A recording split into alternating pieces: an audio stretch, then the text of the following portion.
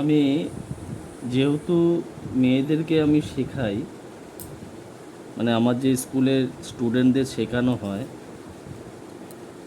সেই সূত্রে কোনো ভিডিও করা হয় না।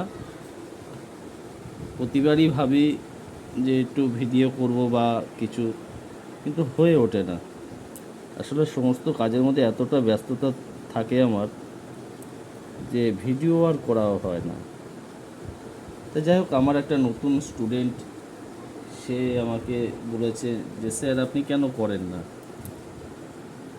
তা ওর উপরেই, ওর জন্যই বিশেষ করে আমি ভাবলাম যে না ঠিক আছে, আমি একটু ভিডিও করার শখ হয়েছে আমার। তো এই যে বেসগুলো বানানো হচ্ছে, এই একটা বেস বানানো হয়েছে, এই একটা জগন্নাথ এখানটায় বসবে, ঠিক আছে। তো এই বেসটা আগেই বানানো কমপ্লিট ছিল।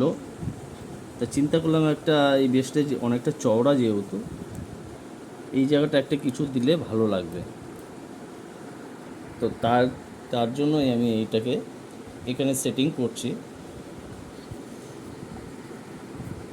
আর এই জগন্নাথটা এখানে সেটিং হবে।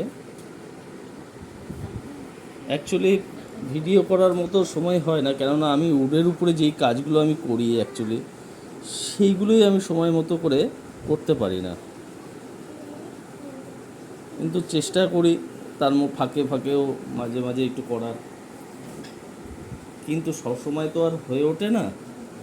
তা আমার স্টুডেন্ট যারা রয়েছে তারাও বলে স্যার আপনি যখন আমাদের শেখান তখনও তো আপনি দুই একটা ভিডিও করতে পারেন, তাতে তো অনেকে শিখতেও পারে।